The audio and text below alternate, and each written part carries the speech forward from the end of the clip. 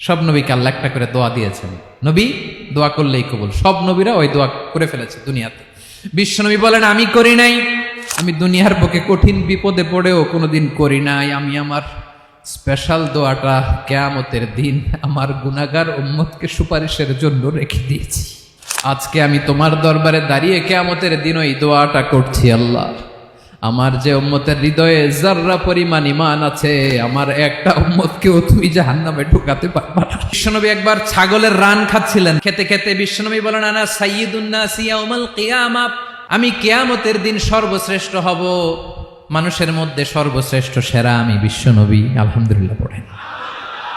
বিশ্বনবী বলেন সেদিনটা বড্ড ভয়ঙ্কর, সেদিন কেউ কারো কোনো উপকারে আসবে না, বন্ধু বন্ধুর কাজে আসবে না, স্ত্রী স্বামীর উপকারে আসবে না, স্বামী স্ত্রীর উপকারে আসবে না, পীর সাহেব মুরিদরে বাঁচাতে পারবে না, মুরিদ পীর সাহেবরে বাঁচাতে পারবে না, নেতা কর্মীর পরিচয় দিবে না, কর্মী নেতার পরিচয় দিবে না, ভাই বোনকে চিনবে না, বোন ভাইকে চিনবে না, বাবা তার সন্তানকে চিনবে না, মেয়েকে দেখে মা দৌড়ে দৌড়ে পালাবে।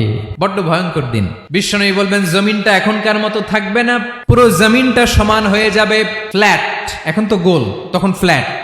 সবাই এক জমিনের উপরে দাঁড়াবে, সূর্যটা মাথার কাছে চলে আসবে, সূর্যের গরমে মানুষের মাথার মগজ গলে গলে কানের ছিদ্র নাকের ছিদ্র দিয়ে বেয়ে বেয়ে পড়বে। সবাই হয়রান পেরেশান ক্লান্ত শ্রান্ত। মানুষগুলো বলবে বাঁচার কোনো উপায় নাই। 50,000 বছর মানুষ এরকম দৌড়াবে, চিৎকার করবে, কাঁদবে, বাঁচার কোনো উপায় নাই। সবাই বলবে আহ, আল্লাহ যদি বিচারটা শুরু করতো, যা হবার হবে, আগে বিচার শুরু করুন। বিচারই শুরু হয় না, বিচার শুরু হইতেই 50,000 বছর। আল্লাহ, 50,000 বছর, 5,000, 15,000 না, 50,000 বছর এরকম যাবে। মানুষগুলো কাঁদতে কাঁদতে বলবে চলো আমরা আদম আলাইহিস সালামের কাছে যাই, যেন আল্লাহরে যে সুপারিশ করে, আল্লাহ আপনি বিচার শুরু করেন। কিয়ামতের ময়দানে সবাই মিলে সাইয়েদনা আদম আলাইহিস সালামের কাছে যেয়ে বলবে ইয়া আবাল বাশার ইয়া আউয়ালাল আম্বিয়া, ও আদম নবী আপনি দুনিয়ার বুকে প্রথম নবী, আল্লাহ নিজ হাতে আপনারে 60 হাত লম্বা করে বানিয়েছেন, আপনার সম্মানে ফেরেশতাদেরকে সেজদা দিতে বলেছেন, দুনিয়ার প্রথম নবী প্রথম মানুষ আপনি, আপনি আল্লাহরে যে সুপারিশ করেন যেন আল্লাহ বিচার শুরু করে। আদম আলাইহিস সালাম বলবেন আমি পারবো না, কারণ আল্লাহ আমাকে একটা নিষিদ্ধ গাছের কাছে যেতে নিষেধ করেছিল, আমি ভুল করে এই গাছের ফল খেয়েছি। নাফসি নাফসি, আজকে আমার কি হবে আমি জানি না, আমি বড় লজ্জিত। আমারে যদি আল্লাহ জিজ্ঞেস করে কেন খাইছিলাম, আমার কোনো উত্তর নাই, তোমারে বাঁচামো কেমনে আমি? নবীরা থার করে কাঁপবে সেদিন। আদম আলাইহিস সালাম বলবেন আমি পারবো না, মাফ করো আমাকে, আমি পারবো না, ওই যে ভুল করে গন্ধম খেয়ে ফেলেছি, নিষিদ্ধ গাছের ফল খেয়ে ফেলেছে, আমি বড় লজ্জিত অনুতপ্ত, আমি পারবো না। আজকে আল্লাহ এত রাগান্বিত হয়েছে, আগে কখনো আল্লাহ এত রাগান্বিত হয় নাই, ভবিষ্যতেও আল্লাহ কখনো এত রাগান্বিত হবে না। আমি পারবো না, এক কাজ করো, তোমরা নূহ আলাইহিস সালামের কাছে যাও। কোন নবী? লোকেরা এবার পাগলের মতো দৌড়াতে দৌড়াতে আল্লাহর নবী নূহ আলাইহিস সালামের কাছে যেয়ে বলবে ইয়া নবী আল্লাহ নূহ আনতা আউয়ালুর রুসুলি ফিল আরদ, আপনি জমিনে প্রথম রাসূল। আদম আলাইহিস সালাম নবী ছিলেন, রাসূল ছিলেন না, এই দুনিয়ার বুকে প্রথম রাসূল ছিলেন আল্লাহর নবী নূহ আলাইহিস সালাম। সবাই বলবে ও নবী আল্লাহ নূহ, রাসূল আল্লাহ নূহ, আল্লাহ আপনাকে আবদান শাকুরা, শুকর গুজার বান্দা বলে কোরআনে বলেছে। কোরআনে নূহ আলাইহিস সালামের নামেও সূরা আছে না নাই? আপনি আল্লাহর প্রিয় বান্দা, প্রিয় রাসূল। দেখেন আমাদের কি দশা, ঘামতে ঘামতে শেষ, জমিনটা তামার জমিন, সূর্যটা মাথার কাছে, কি করবো আর পারি না, ঘামতে ঘামতে আর কত ঘামবো, কত দাঁড়িয়ে থাকবো। আল্লাহরে যে বলেন বিচার যেন শুরু করে। নূহ আলাইহিস সালাম বলবেন আমিও পারবো না, আমিও পারবো না, আমি আমার ছেলের জন্য এক কথা বলে ভুল করে ফেলছি।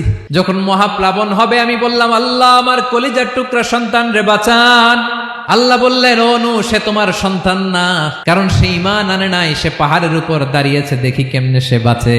ওই যে আমি একটা না বুঝে আবদার করেছি, আল্লাহ আমার উপর রেগে গিয়েছিলেন। আজকে আল্লাহ ওই ব্যাপারে যদি আমারে প্রশ্ন করে, আমার কোনো জবাব নাই, আমি পারবো না, মাফ করো। তোমরা সবাই মিলে আল্লাহর খালিল ইব্রাহিম আলাইহিস সালামের কাছে যাও। লোকগুলো পাগলের মতো খুঁজতে আরম্ভ করবে, অযুত লক্ষ নিযুত কোটি মানুষের ভিড়ে আল্লাহর খালিল ইব্রাহিমকে যেয়ে বলবে ইয়া খালিলুল্লাহ, ও আল্লাহর খালিল, আল্লাহ আপনাকে বড্ড ভালোবেসেছেন, আপনি কাবা বানিয়েছেন, আল্লাহ আপনাকে বড্ড পছন্দ করেন। দেখেন আমাদের কি অবস্থা, আপনি যে আল্লাহর কাছে সুপারিশ করেন যেন আল্লাহ আজকে বিচার শুরু করে। আল্লাহর নবী ইব্রাহিম বলবেন আমিও পারবো না, আমি আমার জীবদ্দশায় 3টা মিথ্যা বলেছি। কয়টা? আসলে মিথ্যা না, একটু টুইস্ট করে কৌশল করে কথা বলেছিলেন, ওইটাকে হাদিসে মিথ্যা বলা হয়েছে। আমি জীবনে 3টা মিথ্যা বলেছি, জীবন বাঁচানোর তাগিদে কৌশল করে 3টা কথা বলেছি। আজকের এই কঠিন ময়দানে আল্লাহ যদি ওই 3টা কথার ব্যাপারে জিজ্ঞেস করে, লজ্জায় আমি মাথা দেখাতে পারবো না, আমিও পারবো না। আজকে আল্লাহ এত রেগে আছে, আগে কখনো এত রাগে নাই, পরেও রাখবে না। তোমরা সবাই মিলে বনি ইসরাইলের নবী মুসা আলাইহিস সালামের কাছে যাও। সবাই এবার যাবে মুসা আলাইহিস সালামের কাছে, যেয়ে বলবে, ইয়া নবী আল্লাহ মুসা, আপনি ছিলেন কালিমুল্লাহ, আল্লাহর সাথে সরাসরি কথা বলতেন। রব্বুল আলামিন আপনাকে তাওরাত কিতাব দিয়েছেন, আপনি যে একটু সুপারিশ করেন। আল্লাহর নবী মুসা বলবেন, মাফ করো, আমিও পারবো না। আমি দুনিয়ার বুকে ভুল করে একটা মানুষকে মেরে ফেলেছি।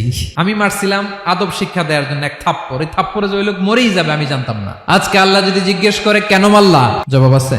ওই লজ্জায় আমি অনুতপ্ত, আমি পারবো না, আমার এই কথা বলো না। আজকে আল্লাহ বড্ড রেগে আছে, আমি পারবো না। তোমরা আল্লাহর নবী ঈসা আলাইহিস সালামের কাছে যাও। কিয়ামতের ময়দানে মানুষগুলো পাগল পাড়া হয়ে আল্লাহর নবী ঈসা আলাইহিস সালামের কাছে যাবে, যে বলবে, নবী ঈসা আপনি রূহুল্লাহ, বাবা ছাড়া আল্লাহ আপনাকে বানিয়েছেন, ইনজিল কিতাব দিয়েছেন, মৃত মানুষকে আপনি জীবিত করতে পারতেন। আজকের এই কঠিন বিপদের দিনে আপনি আমাদের সাহায্য করেন। আল্লাহর কাছে যে বলেন যেন বিচার শুরু করে। ঈসা আলাইহিস সালাম বলবেন, আমিও পারবো না। ইন্নী উবিদতু মিন দুনিল্লাহ, আমার উম্মত খ্রিস্টানেরা আল্লাহরে বাদ দিয়ে আমি ঈসার ইবাদত করেছে। আমার মা ম্যারি আর আমাকে ডাকতো জেসাস ক্রাইস্ট, আমার ইবাদত করেছে। যদিও আমি আমার ইবাদত করতে বলি না, ঈসা আলাইহিস সালামও ইবাদত করতে বলেছেন একজনের, তিনি কে? আল্লাহর নবী ঈসা আলাইহিস সালাম বলবেন, আমিও পারবো না। আজকে আল্লাহ অনেক রেগে আছে, আমি পারবো না। তবে একটা পরামর্শ দিতে পারি, একটা সাজেশন দিতে পারি। আজকের দিনে এই কঠিন মুসিবতের কালে, এই কঠিন সময়ে কেউ আল্লাহর দরবারে দাঁড়িয়ে একটা টু শব্দ করার ক্ষমতা কারো নাই, একমাত্র আখিরি জামানার পয়গাম্বর বিশ্বনবী মুহাম্মাদুর রাসূলুল্লাহ ছাড়া। মানুষগুলো এবার আগুনের মধ্যে পানি দিলে যেমনি আগুন নিভে যায়, দাউ দাউ করা হৃদয়ে জ্বলন্ত আগুন তাদের ঠান্ডা হবে। কিয়ামতের ময়দানে ওই বিভীষিকাময় সময়ে, মুসিবতের কালে মানুষগুলো পাগল হয়ে বিশ্বনবীকে খুঁজতে আরম্ভ করবে। সবাই মিলে বিশ্বনবীর কাছে যে বলবে, ইয়া রাহমাতাল লিল আলামিন, ইয়া খাতামান নবীন, রাহমাতাল লিল আলামিন। দেখেন আমাদের কি অবস্থা, কি কঠিন বিপদে আমরা আছি, দাঁড়াতে পারি না, সূর্যের আলোতে ঘেমে হয়রান। আজকে কেউ সুপারিশ করতে পারবে না। সব নবীরা অপারগতা স্বীকার করেছে, তারা বলেছে আপনি ছাড়া কেউ নাকি আল্লাহর সামনে দাঁড়াতে পারবেন না, আপনি একটু সুপারিশ করেন। বিশ্বনবী বলবেন, আসো আসো, আজকের দিনে আমি ছাড়া আল্লাহর সামনে কেউ দাঁড়াতে পারবে না। বিশ্বনবী মাকামে মাহমুদে যে আল্লাহু আকবার বলে সিজদায় লুটিয়ে পড়বেন। আল্লাহ রাব্বুল আলামিন বিশ্বনবীকে এমন কিছু চমৎকার শব্দ শিখাবেন, ওই শব্দগুলো দিয়ে আল্লাহর প্রশংসা করে বিশ্বনবী কাঁদতে আরম্ভ করবেন। বিশ্বনবী এমন ভাবে অজর দ্বারায় সিজদায় লুটিয়ে পড়ে কাঁদবেন, রব্বুল আলামিনের রহমতের দরিয়ায় জোশ লেগে যাবে। রব্বুল আলামিন এই দৃশ্য থেকে সহ্য করতে পারবেন না। রব্বুল আলামিন বলবেন, ইয়া মুহাম্মদ ইরফা রাসাক, ও নবী আপনি মাথা তোলেন, মাথা তোলেন, আপনার কান্না আমি সহ্য করতে পারি না। নবী আপনি মাথা তোলেন, সাল তুতা, আজকে আপনি যা চাবেন তাই দেব। নবী আপনি সিজদা থেকে মাথা তুলেন, সাল তুতা। বিশ্বনবী এবার মাথা তুলবেন। যে বিভীষিকাময় সময়ে প্রত্যেক নবী বলেছেন আমি পারবো না, প্রত্যেক নবী বলেছেন নফসি নফসি, আমার কি হবে আমি জানি না, আল্লাহ আমারে বাঁচাও। প্রতিটি নবী বলবে নফসি নফসি, আল্লাহ তুমি আমারে বাঁচাও, আমারে বাঁচাও। বিশ্বনবী মাথা তুলবেন, তুলে বলবেন রব্বি হাবলি উম্মতি, আল্লাহ তুমি আমার গুনাহগার উম্মতকে বাঁচাও। এই দুনিয়ার বুকে রব্বুল আলামিন সব নবীকে একটা করে দাওয়া মুস্তাজাবা দিয়েছেন, মানে যে দোয়া করলে কবুল হয়ে যায় সাথে সাথেই। দাও বিহা, দুনিয়ার সব নবীরা ওই দোয়াটা দুনিয়ায় করে ফেলেছে। সব নবীকে আল্লাহ একটা করে দোয়া দিয়েছেন, নবী দোয়া করলেই কবুল। সব নবীরা ওই দোয়া করে ফেলেছে দুনিয়াতে। বিশ্বনবী বলেন আমি করি নাই। ওয়া ইন্নী আখতাবিউ দাওয়াতি শাফাআতান লি উম্মতি ইয়াউমাল কিয়ামাহ, আমার ওই স্পেশাল দোয়াটা আমি দুনিয়ার বুকে কঠিন বিপদে পড়েও কোনোদিন করি নাই। আমি আমার স্পেশাল দোয়াটা কিয়ামতের দিন আমার গুনাহগার উম্মতকে সুপারিশের জন্য রেখে দিয়েছি। আল্লাহ বলবেন নবীর ফারাসাক, মাথা তোলেন, আর কাঁদবেন না। বিশ্বনবী মাথা তুলবেন। আল্লাহ বলবেন সাল তুতা, আপনি যা চাবেন তাই দেব। ওয়াশফা তুশাফা, সুপারিশ করেন, সুপারিশ কবুল করব। বিশ্বনবী বলবেন আল্লাহ ওই স্পেশাল দোয়াটা দুনিয়াতে করি নাই, আজকে আমি তোমার দরবারে দাঁড়িয়ে কিয়ামতের দিন ওই দোয়াটা করছি। আল্লাহ আমার যে উম্মতের হৃদয়ে যাররা পরিমাণ ঈমান আছে, আমার একটা উম্মতকেও তুমি জাহান্নামে ঢুকাতে পারবা না। বিশ্বনবী পাগলের মতো একবার হাউজে কাউসারে যাবেন, একবার সিরাতে যাবেন, একবার পুলসিরাতের দিকে, একবার হাউজে কাউসারের দিকে পাগলের মতো দৌড়াতে থাকবেন, তার কোনো গুনাহগার উম্মত যাতে জাহান্নামে ঢুকে না যায়। সেদিন কেউ সুপারিশ করতে পারবে না বিশ্বনবী ছাড়া। এজন্য 5 নম্বর আল্লাহ বললেন, মান যাল্লাযী ইয়াশফাউ ইনদাহু ইল্লা বিইযনিহি। কার সাহস আছে, কার এত বড় বুকের পাটা কিয়ামতের কঠিন দিন আল্লাহর সামনে দাঁড়িয়ে সুপারিশ করবে? কারো ক্ষমতা নেই, কারো ক্ষমতা নাই। বিশ্বনবী সেদিন সিজদায় পড়ে উম্মতের জন্য কাঁদবেন, সবাই কাঁদবে, নফসি নফসি, আল্লাহ আমারে বাঁচাও, আল্লাহ আমারে বাঁচাও। বিশ্বনবী বলবেন, উম্মতি উম্মতি। বিশ্বনবী আমার জন্য কাঁদবেন, আপনার জন্য কাঁদবেন, আমাদের জন্য সেদিন কেঁদে কেঁদে জাহান্নামের দরজায় দাঁড়িয়ে আমাদেরকে টেনে টেনে জান্নাতে ঢুকাবেন। এজন্য এই বিশ্বনবীর ভালোবাসা যেন আমাদের হৃদয়ে ভরপুর থাকে। আমার ভাইয়েরা, প্রতি শুক্রবার বিশ্বনবীর উপরে বেশি বেশি যেন আমরা দুরূদ পড়ি। আমরা যখন বিশ্বনবীর সালাম দেই, দুরূদ পড়ি, একদল স্পেশাল ফেরেশতা আছে যারা বিশ্বনবীর দুরূদটা নিয়ে সরাসরি বিশ্বনবীর রওজায় যায়, যে বলে অমুকের বেটা অমুক আপনারে সালাম দিয়েছে। বিশ্বনবী নিজ কবরের থেকে নিজেই সালামের উত্তর দেয়।